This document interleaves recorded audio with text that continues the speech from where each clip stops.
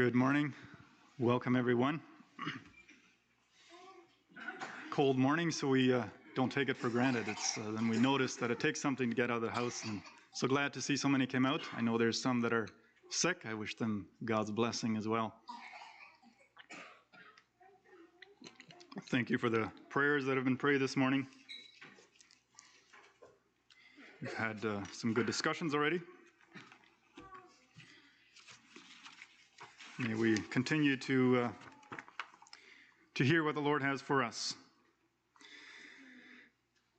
So this morning I'll not have much of a introduction. We'll just dive right into the message. We'll first have a message, and then after that the ordination. So I'd like us to turn to Matthew chapter 20. Matthew chapter 20, verse 20. We're jumping right in here into context where Jesus had just taken the 12 disciples aside to explain to them what would happen to him in Jerusalem. He would be delivered to the chief priests and scribes. They would condemn him to death. He would be delivered to the Gentiles, to be mocked, to be flogged, to be crucified, and he would be raised again on the third day. We find that in Matthew 20, verse 17 to 19. So I'll start reading verse 20, Matthew 20, verse 20. Then the mother of the sons of Zebedee came with her sons to Jesus, and bowing down, she asked him for a favor. So he said to her, "What do you want?" She said to him, "Say that these two sons of mine may sit, one on your right hand and one on your left, in your kingdom." Jesus answered, "You do not know what you are asking. Are you able to drink the cup that I am about to drink, or to be baptized with the baptism that I am baptized with?" The two brothers said to him, "We are able." So he said to them, "You will indeed drink my cup and be baptized with the baptism that I am baptized with. But to sit on my right and on my left is not mine to give, but it is for those for whom it has been prepared by my Father." Verse 24. When the 10 heard this, they were indignant with the two brothers. So Jesus called them over and said, "You know that the rulers of the Gentiles lord it over them, and their great men exercise authority over them. But it shall not be so among you. Instead, whoever wants to be great among you must be your servant, and whoever wants to be first among you must be your slave. Just as the Son of Man came not to be served, but to serve, and to give his life as a ransom for many." So the disciples totally missed the point. Instead of listening to what Jesus wanted to say, or what the warnings that he had, instead of taking that to heart, they were quickly sidetracked by their own desires. This is at least the third time Jesus clearly foretold about his suffering and death. The first record that I found in Matthew was in chapter 16. Just a few chapters back. I won't read much there, but Matthew 16, Jesus tells how he must suffer many things in Jerusalem, then be killed and raised again. And then right after that, Peter takes Jesus aside and he rebukes him. "God forbid, Lord, this shall certainly not happen to you." That's what Peter felt when Jesus explained that he would suffer and die. He failed to understand that Jesus came to serve and to give his life, to give himself for the people. So Peter, along with the disciples, were focused on the honor and glory that they hoped to receive through Christ. And after that, Jesus then teaches how we must deny ourselves, take up the cross, and follow him. Verse 24 in Matthew 16, verse. That's in 24. Matthew 16, verse 25. "For whoever wants to save his life will lose it, but whoever loses his life for my sake will find it." So this is what Jesus teaches right after Peter pushed him aside and says, "Don't say that. God, that is certainly not going to happen to you." Peter denied that thought that Jesus would have to suffer and die. He just didn't want that to be true. He denied that. This was a test that could have helped him to prepare to face the suffering, death, and resurrection of Jesus.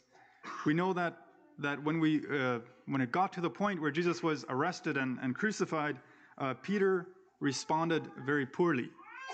He responded against Jesus' will. He denied Christ and fought against it and so on. He had lived in denial to that point. He just didn't want this to be true. He didn't want to accept that what Jesus said, that he would suffer and die. He had not learned to embrace the pain of seeing Jesus suffer. How different could that have been if in chapter 16 Peter had already opened it or accepted the idea that Jesus would suffer and allowed that warning to prepare him for what lay ahead? I think then the story would have been very different. Peter would have responded very different when Jesus was actually arrested and crucified. If he had allowed it to sink in that, yes, Jesus is going to suffer and die, we will face hard times and loss, but I trust God will carry us through. God will work this out for good and for his glory. In our family or in the church as well, we have recently experienced a sudden loss with the passing of my dad. Very unexpected. Some families have just gone through a difficult time of sickness, and I know some families are sick right now and not here because of that. In times like these, we can also be tempted to live in denial, to just try to block things out of our life as if they didn't happen. Let us be real and face reality. That even if it means embracing pain and loss, to allow that to become reality and not just live in denial. Allow those difficult things to draw us closer to God, to strengthen our faith, and to prepare us for what God has in store for us in the future. It takes faith to accept pain and to trust that God is in control, that he will sustain us through whatever he sends our way. Living in denial does not help us to grow. The second time Jesus foretold his suffering is in Matthew 17. So again, Jesus tells how he will be delivered into the hands of men, he will be killed and raised again. Verse 23 says the disciples were greatly distressed in Matthew 17. Maybe it was starting to sink in a little because it says they were distressed. But shortly after this, in Matthew 18, verse 1, the disciples come up with the question, who will be the greatest in the kingdom of heaven? Jesus then puts a child in their midst and teaches that they must become like children in order to enter the kingdom of heaven. Whoever humbles himself like a child is the greatest in the kingdom of heaven. God's ways are higher than our ways. It takes humility to accept things that do not go our way. To accept that God's ways are higher, that our wishes, that our ways are not necessarily the best. Sometimes we just don't feel comfortable with a difficult truth, and we like to bury the thoughts or bury the truth with thoughts that make our flesh feel good. I think that is a very common scenario today that comes out in many different ways, and I'll just use a couple examples.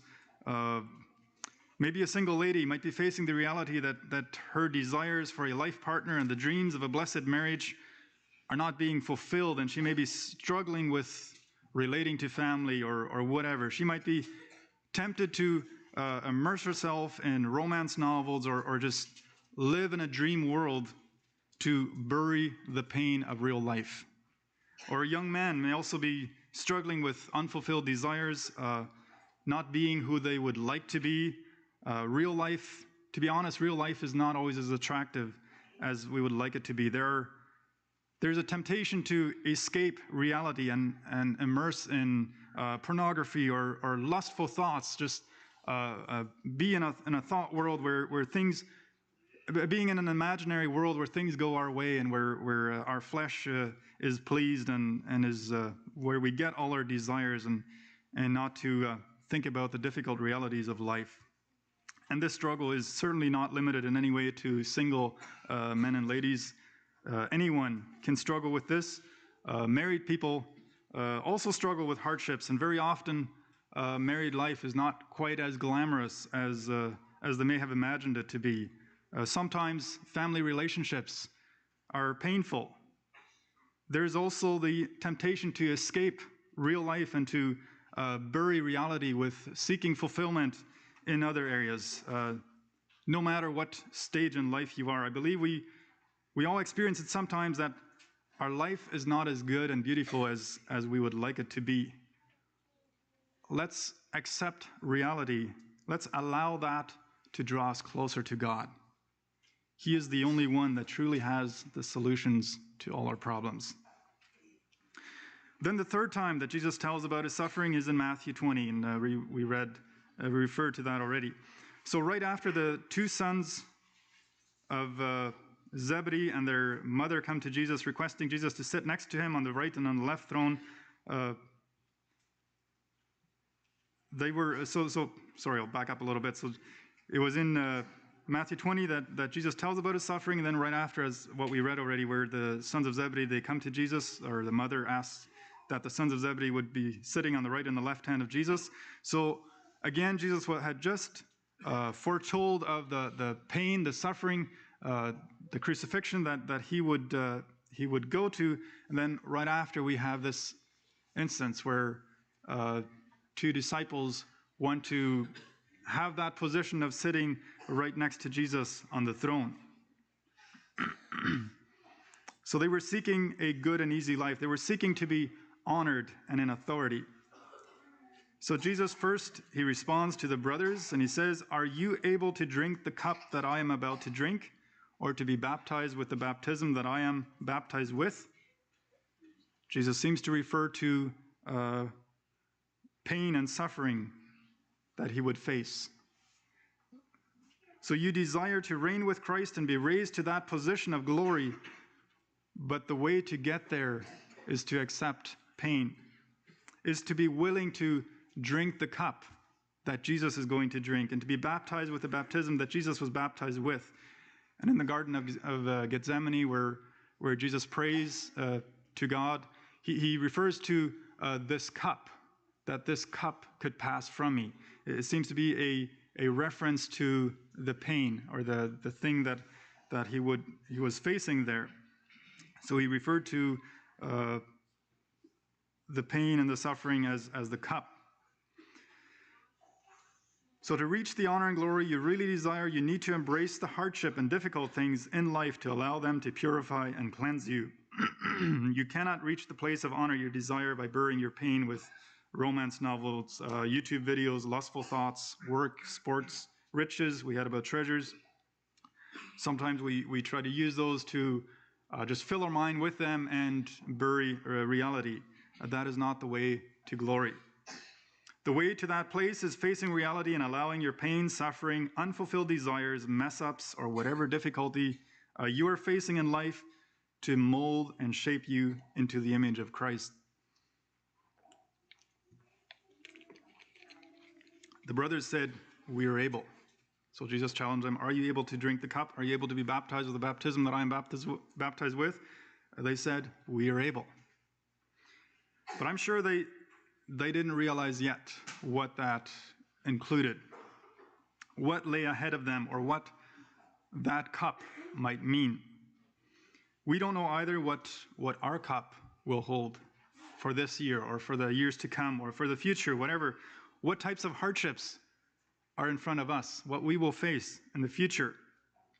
But let us also be resolved and committed that we will also drink the cup that Jesus drank, no matter how hard that might be. To sit next to Jesus on the throne and to be raised above the others, so these wanted to be higher in authority than the others, that is beside the point. That is not something that we should be concerned about. God will take care of that, and he will do according to what he sees as best. Then we see here the response of the other 10 disciples, that they were probably desiring the same thing. And why I think that is because they were indignant with these brothers. Indignant means angry or annoyed at what is perceived to be unfair treatment.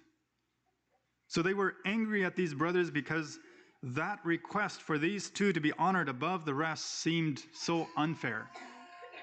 And that made them indignant. So then Jesus speaks to all the disciples. They all needed instruction.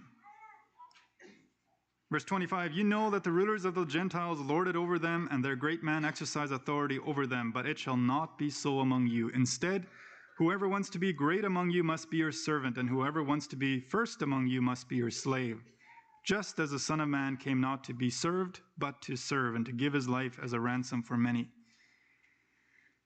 All the disciples struggled with that desire to be great and have authority. And I believe in the flesh we can all identify a little bit with that desire to be great, to be honored, to be in authority. Jesus says that is not how it should be among you. That is not how we as Christians should be. We see it happening all the time in the world. Just a few examples of world leaders today. Joe Biden, he tried to maintain his position of power as long as he could. Donald Trump has fought very hard to get back into that position where he can once again have power over those who are against him. Justin Trudeau from Canada has been able to maintain a position of power for many years. And now as maybe more and more people are calling for him to resign, he is fighting to keep that position, to keep on. That is not the way of Christ. Our goal here on earth as followers of Christ is not to gain power or to stay in power, or to keep that power and authority and honor and a good life of ease. Our focus should be servanthood. How can we serve? How can we serve our brothers and sisters in Christ? How can we serve the church body so that the church that we are part of will be blessed, will be strengthened, will benefit from our presence? How can we serve the needy around us? Having a mind of serving. What are the needs? Where can we be a blessing? Where can we serve? Jesus said he came not to be served, but to serve and to give his life a ransom for many. Jesus calls us to follow that example. How can you serve and give your life a ransom for many, like Jesus? Today we are planning to ordain a deacon couple. The office of a deacon is an honorable designation, but it is not a power position where you have great authority or where you rule over other people. It is a special designation of servanthood in the church body, and that makes it a good and honorable position. As I have said before, we do not need to be ordained as a deacon in order to serve. We should all be servants or little deacons, if you will, in the church, noticing needs around us, serving where we can.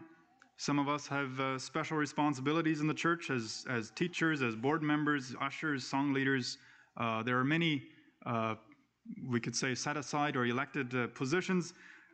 Those are special opportunities to serve, and I encourage you to do it as unto the Lord.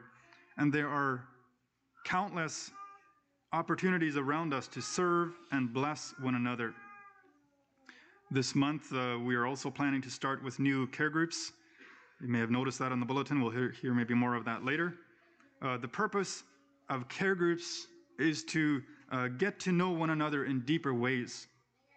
And as we get to know one another in deeper ways, we can better understand what are the needs, how can we bless, how can we serve, how can we be a blessing to one another. The purpose is to bless one another. The purpose of care groups should not be to be served, to see how the others in the group can benefit me, how I can benefit from it. The purpose should be, or the goal should be, how can we contribute? How can we bless those in my group? How can I serve others? Are you looking to be part of something very great someday? Then focus on how you can serve others.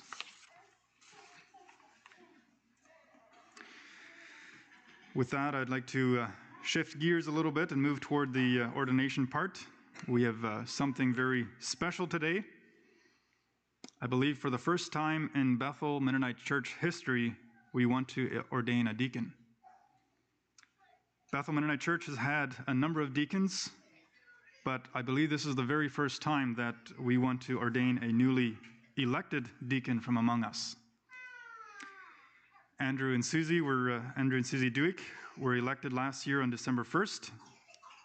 I think none of us would have expected it to take this long for the ordination.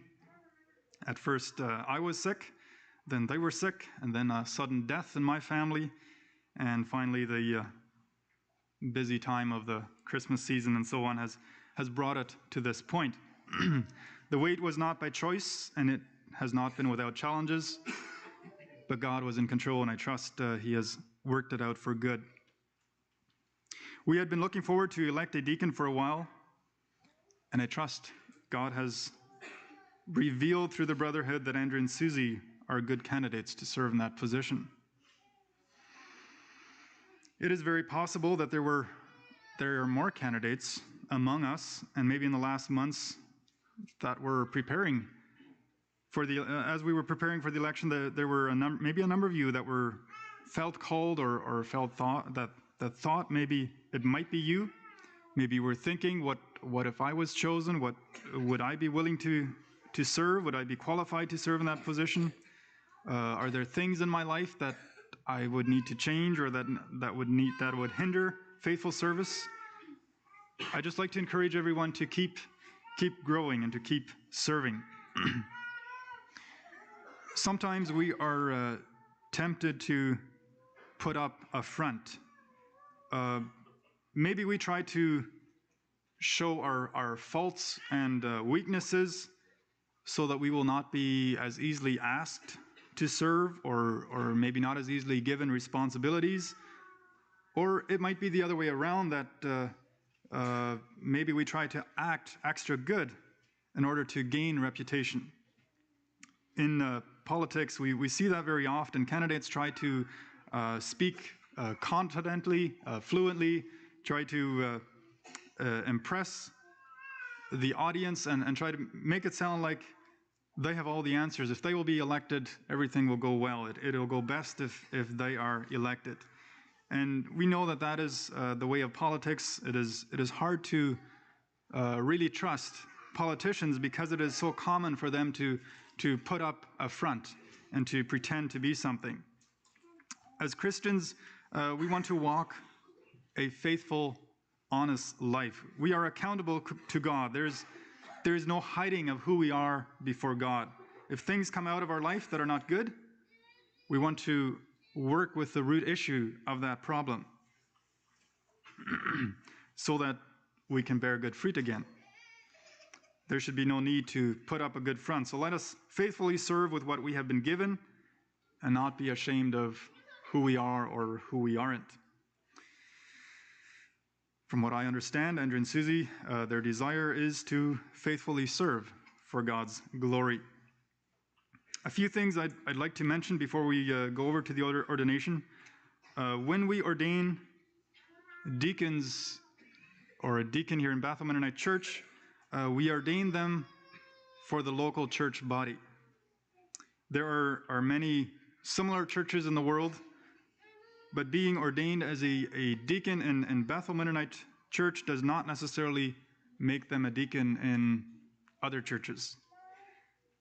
So if an ordained member from Bethel changes membership to another church, it is not automatic that the ordained person has the same position in that new church. It is up to that congregation whether they want to honor the ordination or not. Also, in our current circumstance, we have services at 2 different locations every 6 weeks, in part to accommodate those coming from Northfield area. When we were seeking to elect a deacon, we were simply seeking to elect a deacon from within Bethel Mennonite Church. Andrew and Susie, happened to be living in the Northfield area at this point.